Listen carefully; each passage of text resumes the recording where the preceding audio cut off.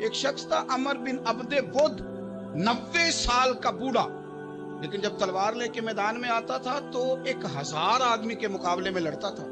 جنگ خندق جب ہو رہی تھی تو یہ مقابلے میں آ گیا، تو حضرت علی المرتضیٰ شیر خدا کرم اللہ تعالی وجہ الکریم بھی تشریف فرما تھے۔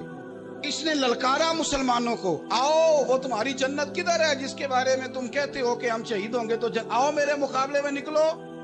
جب اس نے پہلی دفعہ للکارا، ابھی بات ختم نہیں ہوئی تھی کہ مولا علی تلوار لے کے اللہ اکبر کہتے کھڑے ہو گئے۔ حضور نے فرمایا بیٹھ جاؤ، حضرت علی پھر بیٹھ گئے۔ وہ پھر پکارا اٹھو کوئی میرے مقابلے میں، تو مولا علی شیر خدا پھر کھڑے ہو گئے، پھر کھڑے ہو گئے۔ حضور نے فرمایا بیٹھ جا۔ ایک شخص نے کہا علی یہ عمر بن عبد ود ہیں، فرمایا مجھے پتا ہے۔ تیسری دفعہ اس نے کہا نا ہے کوئی، تو حضرت علی پھر اٹھے۔ اب تو رسول پاک صلی اللہ تعالی علیہ وسلم نے تھپکی دی۔ بعض جگہ یہ ہے کہ حضور نے خود تلوار تھمائی، سر پہ امامہ باندھا، اور حضور نے فتح یابی کی دعا فرمائی۔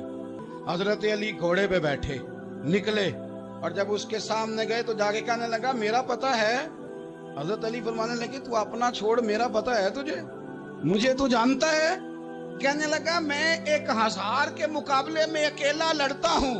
حضرت علی شیر خدا فرمانے لگے پتہ نہیں تو کن سے لڑتا رہا ہے، جانے وہ کون ہے جن سے تو لڑتا رہا ہے، وہ کون 1000 تھے جو تیرے مقابلے میں آتے تھے، پتہ نہیں۔ تو کہنے لگا میرا نام میری ماں نے عمر بن عبد ود رکھا ہے۔ فرمایا چھوڑ تو، میری ماں نے میرا نام حیدر رکھا ہے۔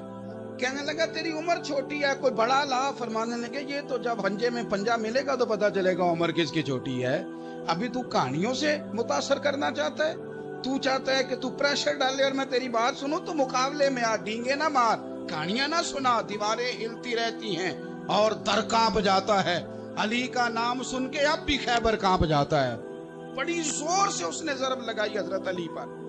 حضرت علی نے جب روکی تو وہ ڈھال ٹوٹ گئی حضرت مولا علی، اور آپ کے ایک امامے کو اس کی تلوار بھی لگی۔ آپ نے فرمایا دکھا لیا تو نے زور، اب میری باری ہے۔